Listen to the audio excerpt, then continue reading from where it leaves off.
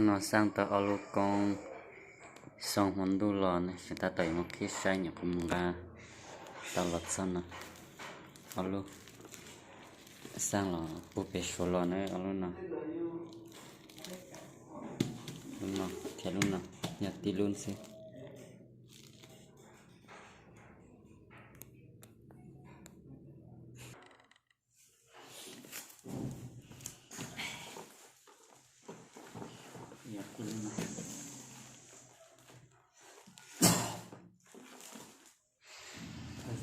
sang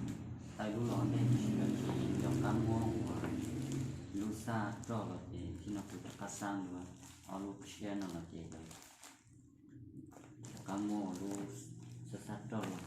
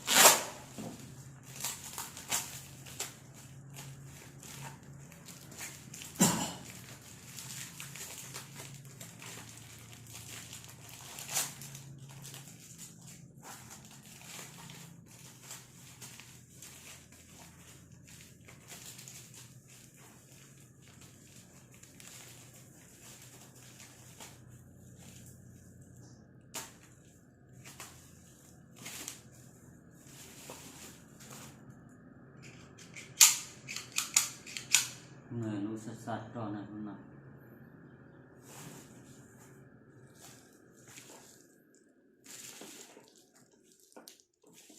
tao con sòng cho lại cái xe chết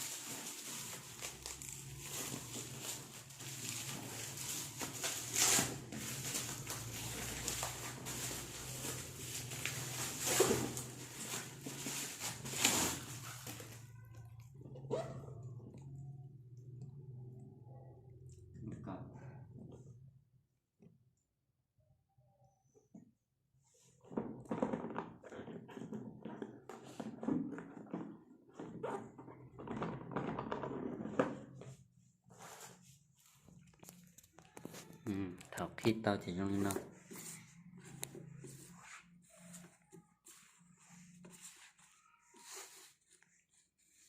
nhiều luôn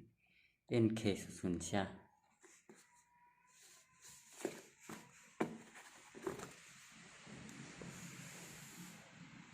tại là sao nó lúc này là lúc đó này này là lúc đó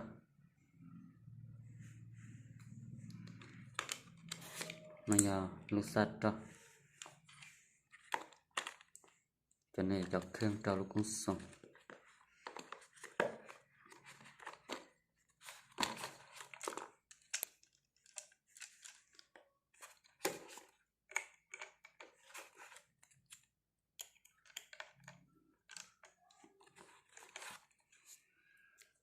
này lúc cũng xong mình đâu dùng nào